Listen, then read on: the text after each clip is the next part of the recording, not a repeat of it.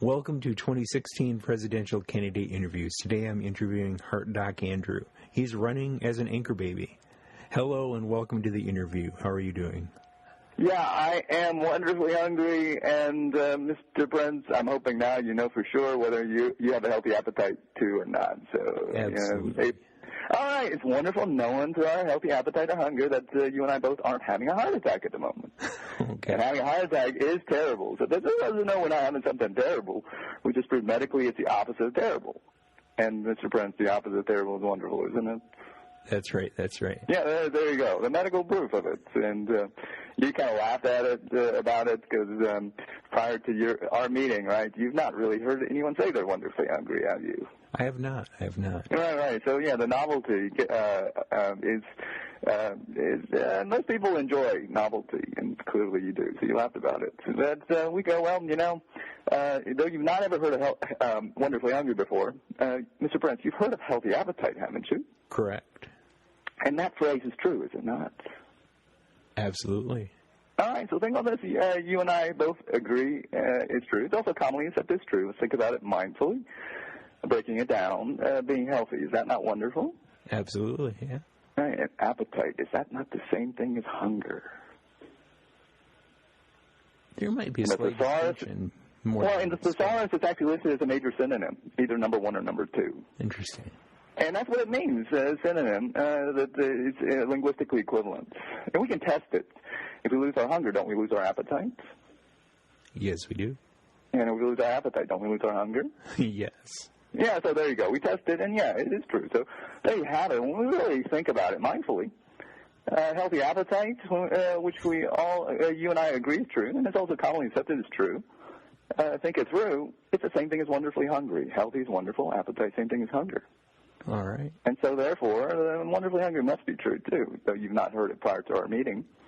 And you said your fine means you have a healthy appetite, so you are wonderfully hungry, Mr. Prince. So great. Try saying for that. The medical advice. I'll build right. So yeah, that's right. So how are you, Mr. Prince? I'm doing great. I'm wonderfully hungry. Remember, is that doing great? Yeah, you're wonderfully hungry. There you go. And see, you hesitated and you said great instead of wonderfully hungry initially. There's a little Pavlovian training that needs to happen. Well, no, it's not that. You really had to think about it because you're like the rest of us in that none of us want to be hungry, Mr. Prince. It started when we were babies. We cried about it. And that's what it means when babies cry about something, is don't want it, don't like it. And that little kid still inside us crying about it, so that we don't want to be hungry. But it's also true what they say, we believe what we want to believe. Mr. Prince, this means that we can't ever believe it's wonderful. Even though mindfully we can know that it is. Something even more interesting is I think my listeners have a hunger and appetite to get to know more about your stances on the issues. Yeah, no, they would have, if they aren't healthy, if they're in a bad way, like having a heart attack, they definitely are not going to be able to tune in and listen, for Absolutely. Sure. Right, so that's another confirmation that indeed this is actually true. Although, people don't want to think about it that way because, again, we're all the same in that we're crying inside about our healthy appetites. Right. So as most Americans, regardless of political perspective, have a very hungry, healthy appetite, how could you relate to them? Could you tell them about maybe your family and... Yes, definitely. That for me and my household, that we start our day by caring to ask each other how we're doing, in hopes that we would learn that indeed that each of us have a healthy appetite, that we woke up not in a bad way, in an unhealthy way, the wrong side of the bed, so to speak. Mm-hmm. And we're allowed to know that as soon as we hear each other say we're wonderfully hungry, that no matter how much trials and tribulations we may be going through, that we're still overcoming, as evident by our being wonderfully hungry and being able to say we're wonderfully hungry. So that, we start off our day that way, and when we don't, that's actually how we really know that something's up. Otherwise, the usual pat answers, okay, fine, good, It really doesn't. That's why they're called pat answers. Okay. They really don't let us know what's really going on. And one of the next questions is right up your alley there. Name some of your favorite places to eat out. Right. It is when we're wonderfully hungry that we discover, wow, we are able to enjoy all kinds of restaurants. So that we wouldn't go around, people would be asking, all right, where do you want to go? Do you have a preference? We go, well, we're wonderfully hungry. We're going to enjoy wherever it is that the consensus leads us to going. Okay.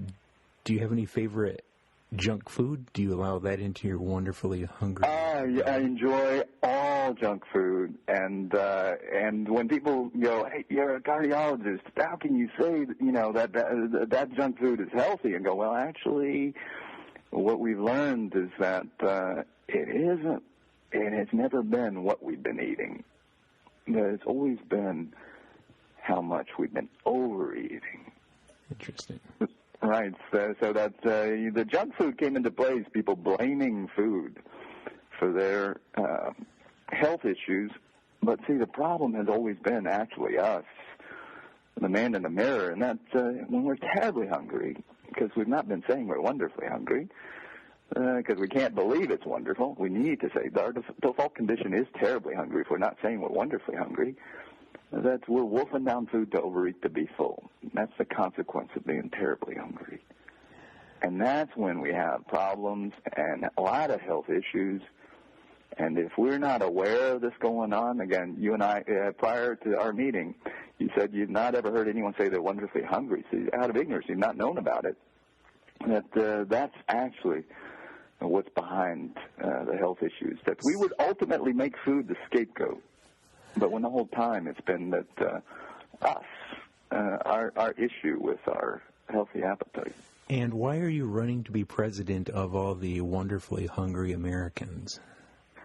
Yeah, that's the thing. The thing is that because you've not heard this, someone say prior to our meeting, with a wonderfully hungry, actually we would say that what's happening is terribly hungry Americans.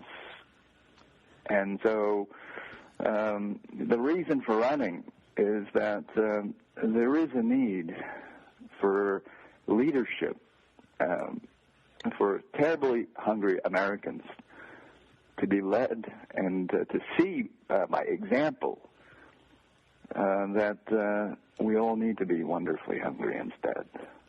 What abilities would you bring to the office of president as your president over the terribly hungry and the wonderfully hungry? All right. The abilities come as I have received training and problem solving in the areas of science and engineering and medicine. And if most Americans out there should, if they think about it mindfully, should see that we are beset as Americans, as America, a nation of many nations with daunting problems. And as someone who is making that choice to always say, I'm wonderfully hungry, and to care to convince others to do likewise by example, that it is when we are wonderfully, we are seeing that what's really fueling the problem is our default condition of being terribly hungry if we're not saying we're wonderfully hungry. That terribly hungry means being terribly grumpy, crazy, hungry. Are there any terribly grumpy or wonderfully happy, hungry past presidents you have a positive opinion of? Right. In terms of emulation goes. All right. There's one that comes to mind. All right, and that would be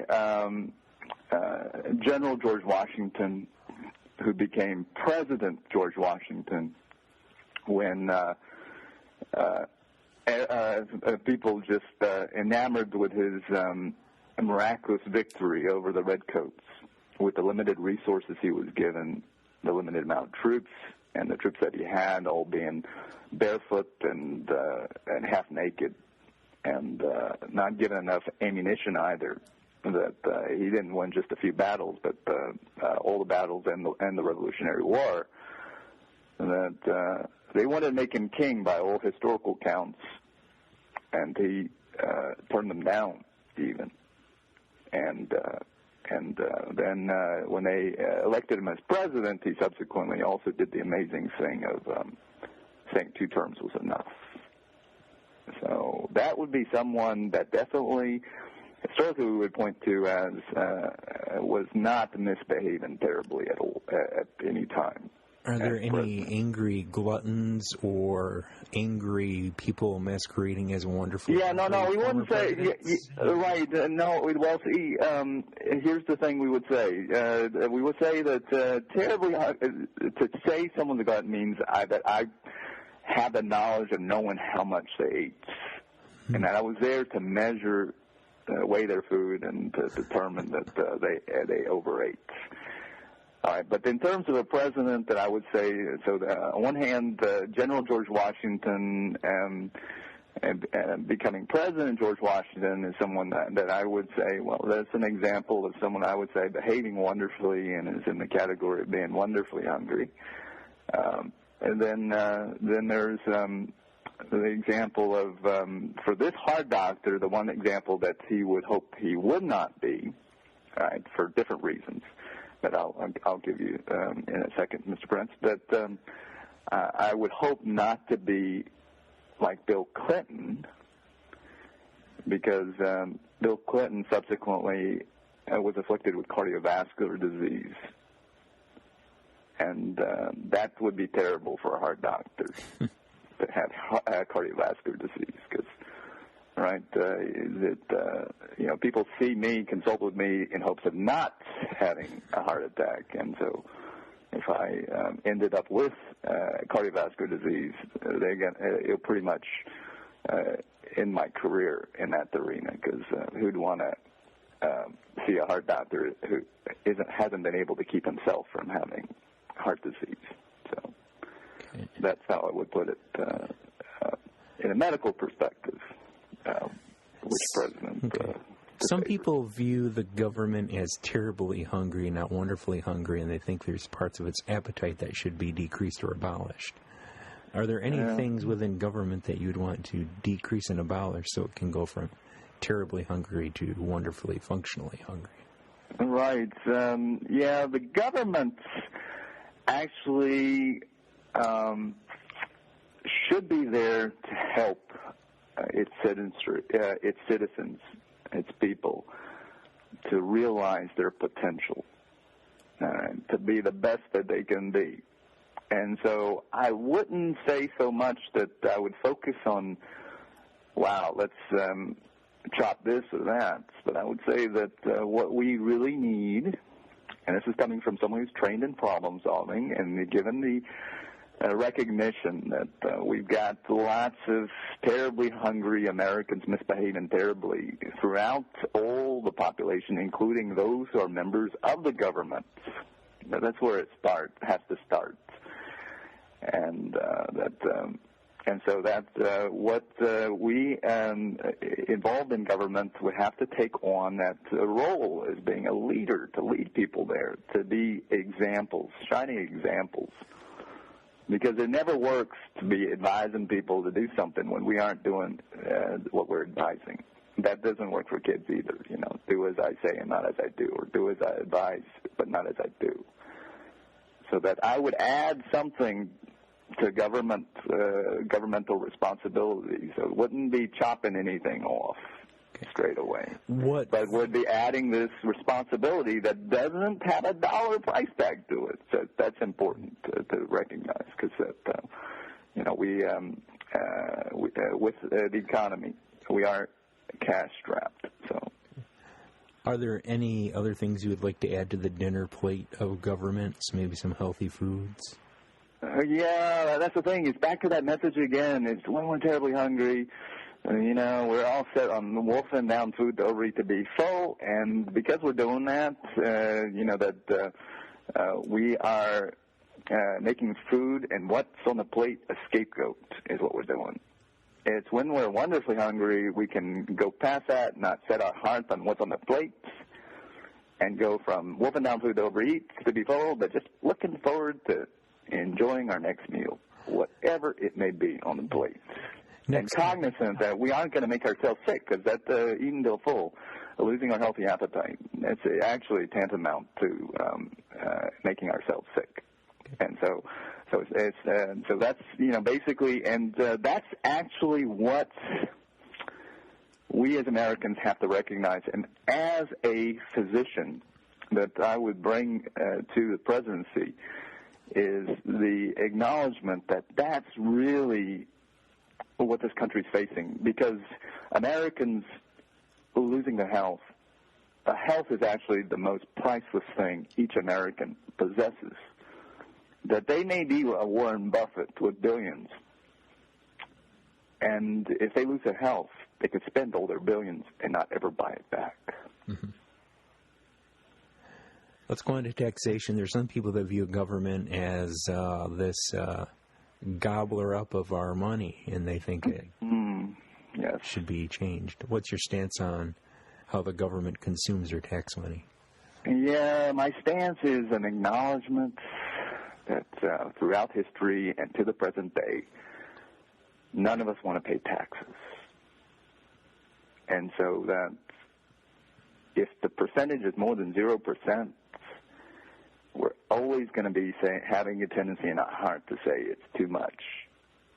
And that if we look through everything that government spends, we're always going to find something we disagree with and saying, hey, and we're paying for that. So it's simply that acknowledgement, and that the message is about that, or the acknowledgement is that along with that is the recognition that if we're terribly hungry, we're going to be dissatisfied with any tax plan, no matter how quote-unquote simplified it is. And that dissatisfaction is what breeds terrible misbehavior and divisiveness, and is tearing this country apart. What is your stance on the abortion pro-choice issue as a medical doctor? Right. It is a medical stance. And it's this, that an abortion is a medical procedure. All right. It entails risk. Of course, 100% risk, death for the unborn child, but for the pregnant woman, there's risk in the procedure. And acknowledging that and recognizing that, coming from a physician, that this medical procedure with its risk, that along with all other invasive procedures that are associated with risk, we must be certain that the person facing the risk, the pregnant woman, is fully clear on risk versus benefits, and that could only come from her primary physician. I'm talking about a real primary physician, not the doctor who's actually a surgeon who's performing the procedure. It has to come from the pregnant woman's primary physician. And there is a problem if that young pregnant woman has no primary physician. That is a problem. And I am a problem solver. What role should our military play in the world towards non-citizens, non-anchor babies, people who have very angry appetites who want to do us harm? Yeah, you're talking about the terrorists, right? Terribly hungry. We go from the Mike Tyson, Luis Suarez, terribly hungry, literally biting people, right? And then we have people terribly grumpy, crazy hungry, who are figuratively biting people's heads off, which is terrible too, right? So doing it before Thanksgiving dinner and stuff. And then we have those terrorists out there and abroad who are literally cutting heads off. And what should our military, what their role? Of course, their role should be to stop that if they're in the middle of it. And let's hopefully, in so doing it, they don't become part of the problem. That they don't become, because of being terribly hungry, they become indiscriminately killing people, so that there's a lot of collateral damage, which then ends up coming back to us. It would come back to a president, right? Because I would then later on be charged with the war crimes of those terribly hungry soldiers. As commander-in-chief, I'd be going out there and be convincing by example all our soldiers to be wonderfully hungry instead of terribly hungry, so that they won't misbehave terribly, so they won't come back to the commander-in-chief for war crimes later. Sounds good. All right, so yeah, that's a serious problem. It is, and if our soldiers do, it's still free choice. Choose to always say they're wonderfully hungry, and care to convince those around them, people abroad, to do likewise, including the terrorists. Terrorists, if they start saying they're wonderfully hungry and start behaving wonderfully, they stop being terrorists, and that's probably better than shooting them. It's probably true. So that's the thought about that. So they, that's the role we ought to be. True peacekeepers, true humanitarians is what our soldiers should become. Granted, they're armed peacekeepers, armed humanitarians. As a heart doctor who's also an anchor baby, how would you handle immigration and border security? Right. Would remind people that acknowledge that, look, we should realize it's inscribed on our Statue of Liberty that we're to be kind. We should be kind to foreigners, because our founders of this country were all foreigners. And so if we have that in mind, then mindful, and can't do that if we're terribly hungry, misbehaving terribly, grumpy and all that.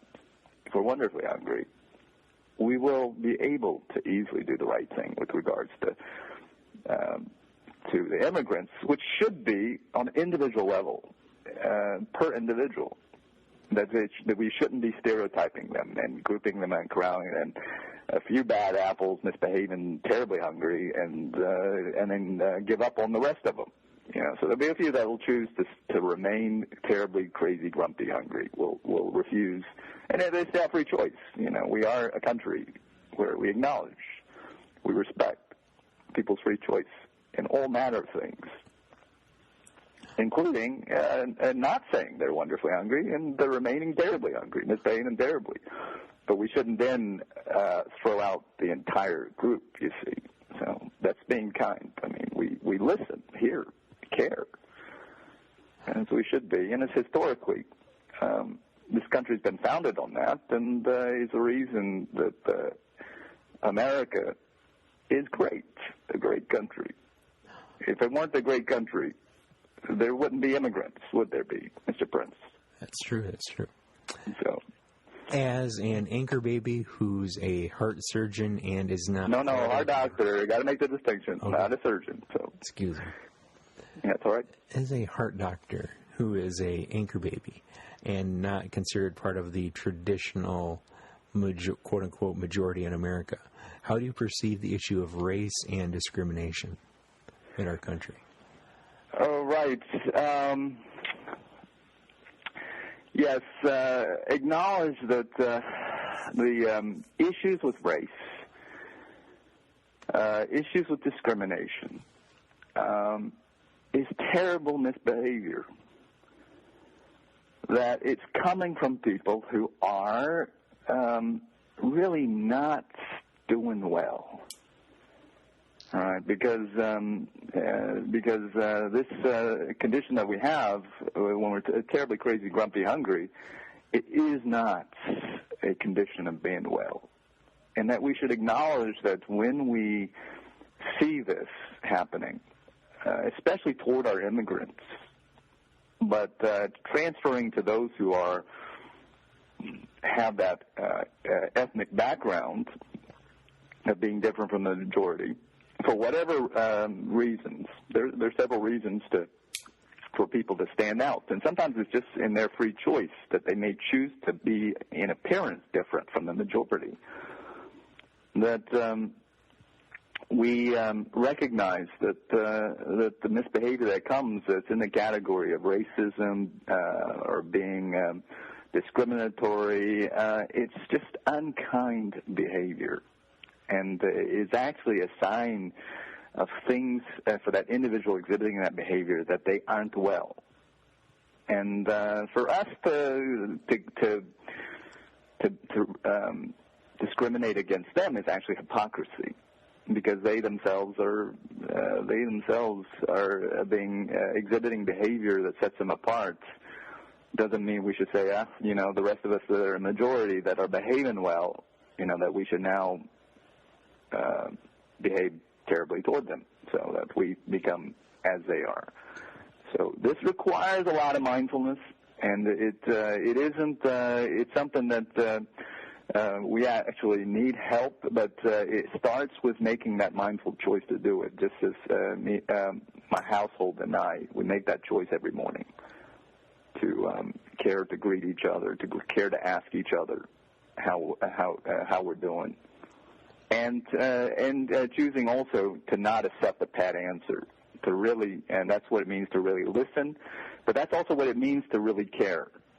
And it's when we get a sense that the person who's asking how we're doing is actually listening, actually heard what we said, and actually care to go beyond maybe our attempt, the vain attempt, hopefully, to keep things from being real happening. So, wonderfully hungry Americans like their roads and bridges so they can drive to the store and get wonderfully made food or wonderfully produced food so they can feed their wonderful hungry appetites. What would you do to help the infrastructure so the wonderfully hungry people have roads and bridges and so they can communicate with other wonderfully hungry Americans? It starts with actually saying it, acknowledging that the wonderfully hungry means we have our desires, we want things, that it is when we're wonderful, acknowledge that it's wonderful having those desires, that we don't ever get confused into thinking that those are needs, that we need it now, and so that we don't we don't have dissatisfaction, but that we continue to not lose our minds over it, not become grumpy, not bite people's heads off, either literally or cutting people's heads off figuratively or shooting up people. Especially here in this country, where it is a written down right to bear arms here in this country, and it's historically established that that's the case. So, that we got this going on, but if we got people terribly, they're going to become vigilantes, and lawlessness would ensue. So that's the role of the federal government, and as president, the leader of the federal government, it should acknowledge that yes, there are things that are needed. It's when we're wonderfully hungry, especially for presidents, that we would look at it, be able to look at it as a problem solver, and acknowledge where there are other people involved in it, that the federal government's role should be to help the state governments who have their feet on the ground and are there where the infrastructure is possibly less than optimal, and that the federal government would, with the president being the leader, would be involved possibly if he's informed about it and he's aware about it, that if he's wonderfully hungry, he's going to be able to not possibly reinvent the wheel or possibly cause the wasteful overlap of efforts from happening, because that's just as bad. That if there's several people involved in a particular possible area of infrastructure, that everyone's reinventing things. So that happens if we're misbehaving terribly. But hopefully, if we have our minds, we're in our right minds, and we can be. If we're always saying we're wonderfully hungry, we can be in our right minds. We can actually really build bridges, both literally and figuratively, that will stand up to the test of time and not collapse. The most wonderfully hungry American might get a little grumpy if they found out the government was intruding on their privacy. But also the most wonderfully hungry American might get very sad if there was a terrorist attack that hurt them, their family, or their friends. Sure. What is the role of government in gathering intelligence to protect all the wonderfully hungry people from the terrorists, but also not intruding on the lives of the wonderfully hungry? Oh, sure. Well, the thing to do here is to acknowledge that, yes, identity theft is a problem, and that terrorism, yes, is a problem. And to realize that, yes, we could spend a lot of resources to make systems so impenetrable that it would make it really difficult, really challenging, if not impossible, for even the most ingenious hackers out there to break free. But what I bring as an engineer who also has experience in computer science is that we've learned about that problem that the more secure, yes, we can spend a lot of resources and really make networks, systems that much more secure, multi-level layers of access, passwords, and all that. But then the trade-off is then things become more and more unusable to the point that they become completely unusable. Mm-hmm. So there's that going on. And then the same is with the terrorists. That we learned from 9/11 some 14 years ago.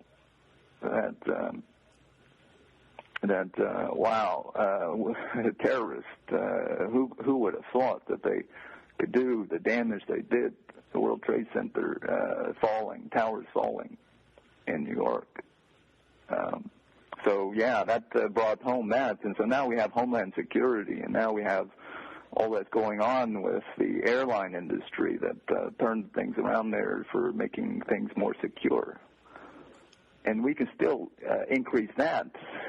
The analogy is with the computer systems and identity theft to the point it would become nearly impossible to fly anywhere. So that's the trade-off. So speaking as a problem solver, would say that given that knowledge that I have been given about this, that the problem that should have been attacked or needs to be attacked is actually the terrible misbehavior of the hackers and the terrorists. They're not well. We need to help them out. They're humans too. We should care about them. And now, this is where we care to convince it forward. And convince, not just doing it for ourselves, always saying wonderfully hungry, but caring to convince others to do likewise by our example, in hopes that ultimately it would reach the hackers. It would reach the terrorists. And it would help them if they became wonderfully hungry too. The next question. Because then they would stop the hacking, and the terrorists would stop cutting heads off. Okay. The next question might feed into the previous one. What role does faith, religion, spirituality, etc. play in your life, and what type of role would it play for you as president? Right. It is my personal choice to not be religious. All right. And here's how. we choose not to be religious. To be religious means to focus on beliefs instead of knowledge. To act and speak on what we believe instead of what we know. Okay. And in order to counter that, what we do instead is we choose to speak and talk about, focus on things we know, especially when it's something we don't believe. And the number one example of where we are able to say, hey, look, we really aren't religious, is this for start off with, this number one issue we had from the day we were born, when we were crying about being hungry. And that's still inside us, that we're still crying inside about being hungry. So that is also true what they say. We believe what we want to believe. We can never believe it's wonderful. But that's the reason for the need, to always say we're wonderfully hungry, because our default condition, because we're still crying inside about it, is to be terrible about it. But this means what? When we are saying we're wonderfully hungry, focusing on that, sharing, convincing others that we need to do likewise to stop our terrible misbehavior of being terribly hungry, that we really are focusing on something we really know to be true. We can prove it linguistically, logically. It's the same thing as healthy appetite. But medically, we're not having a heart attack. That when we're able to do that, we really are talking about something we know. Where people would possibly come around and say, how can you say you're wonderfully hungry? We don't believe it. And we go, bingo, we don't believe it either. And they would say, how can you talk about it? Because we know that, in fact, it's true. So that what we are, with the get-go, with saying we're wonderfully hungry, we are focusing on what we know. And it's something we really don't believe either. Next question. Everybody has things they're good at and things they're not so good at. What are some of the things you may not be so good at, and what would you do to compensate, make up for those things? Right. The number one weakness I have, I share with, I would say, everyone that's human. I have the human desire to eat food. And this is a weakness because when we are healthier, that desire increases with the ability to eat more food.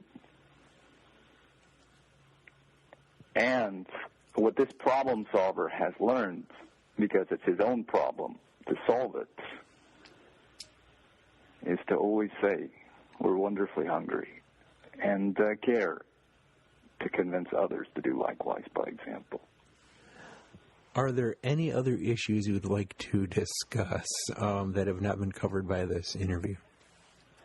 No, no issues to discuss. Just a wish for all those who are listening in, and for you, Mr. Prince, that till we possibly talk again, and to possibly meet on the campaign trail, to be hungrier. It really is wonderfully healthier, especially the heart. And that's important because this heart doctor does choose to care with his heart. He really doesn't want people to say, he's not really a heart doctor. He's a heartless heart doctor. So don't want people saying that down the road. So, and how to do it, it really is that simple. Just always saying the wonderfully hungry. And it's 2 words. You would think it's easy. It's that simple. But it isn't easy, because we all really are still crying inside about it, as we were when we were babies, waking our parents up at 2 a.m, hollering terribly, driving our parents crazy. But we're still driving ourselves crazy until we're making this choice to always do this. But again, you would think it's easy. It really isn't. Okay, thank you for the interview. Thanks to my listeners for listening. Be sure to check back in the future for more interviews. Have a wonderfully hungry day, and remember to keep informed and keep involved.